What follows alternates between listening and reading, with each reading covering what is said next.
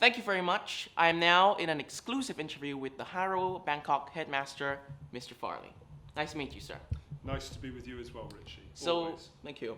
So as you know, this is Harrow Bangkok's 20th anniversary, and it's been quite like a long run for Harrow. I've been here since 2006, and I think the school has really, especially HBL, taken a great step ahead into the future, but also, reflecting with the past. What new facilities do you have within the 20th anniversary of Harrow? Well, of course, the big new facility in our 20th year, our Emerald year, will be the Creative Performing Arts Centre. Already part commissioned, soft opened.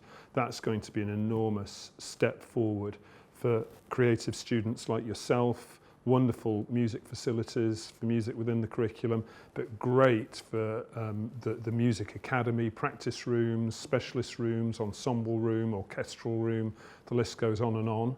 Just last week we received our brand new, carefully selected Steinway & Sons grand piano. We'll have our recital hall, similarly for drama with the Black Box Theatre.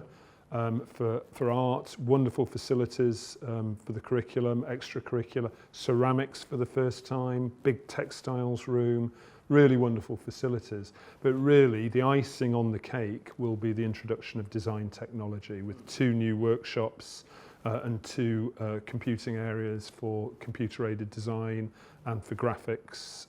Wonderful facilities. And in a very contemporary learning environment, quite an organic design, a flowing, curvy design instead of a box. Wonderful facilities appropriate for students like you, Richard. Richie. Another welcome. Richard, Richie, you can call me whatever. I have many names. And I understand that you've been to this new building. I have, yes. I'd take that a step further. I've been very, very closely involved in the building of the new building, yeah. Well, probably could say you built it, right, in a way.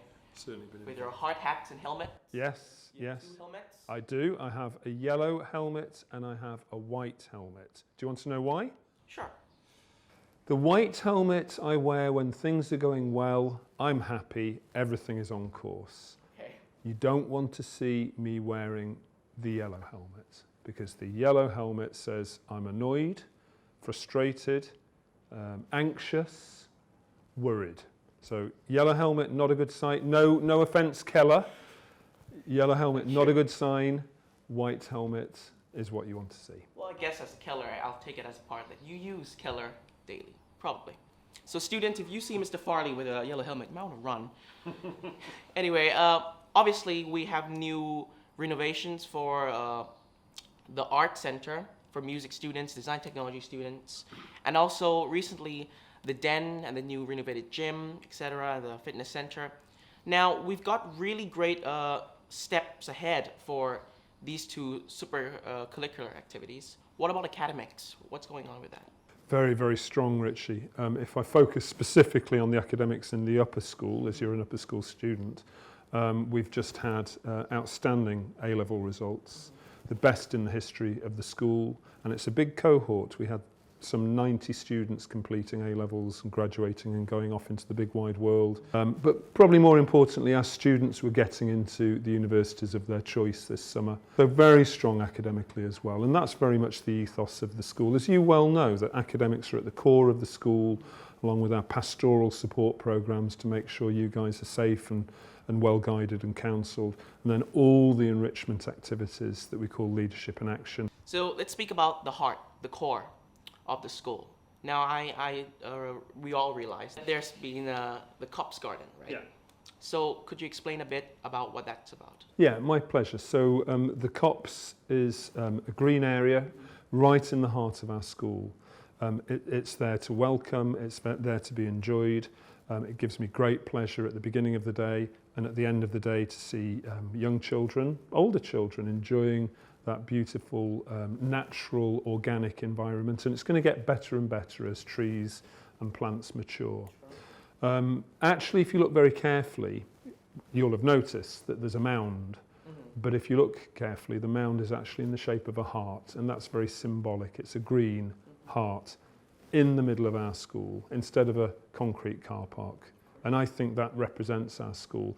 And again, I'm not talking Byron green, I'm talking about natural green. But But there is a link, of course, to Byron as well. Cops is spelt with a C, but not in our spelling. We've spelt it with a K. And that K is to signify memory of Richy K13, our beloved ex-head of Byron House, outstanding head of house, outstanding physics teacher, wonderful woman, wonderful mother. So that's our soft touch, our light touch way of remembering Richy K13. Thank you. On a brighter note, we've talked about the new renovations, we've talked about academics, we've talked about Mrs. K13, we've talked about the new facilities. What do you think brings our school together? Overwhelmingly the sense of wanting to be here. And that might sound a little bit cliched, but I actually believe that this is a warm, friendly community. People want to be in this school. Students, staff and parents. You walk through the clock tower and you walk into an environment where you get a warm feeling that this is a place that's thriving. So in a nutshell, just that sense of belonging, of the Harrovian spirit. It's Harrow we want to go to, and we want to be Harrovians. It is a great school to be in, to learn from, and to teach. Just be around. Thank you, Mr. Farley. Thank you very much for this lovely interview. You're welcome, Richy. Always a pleasure.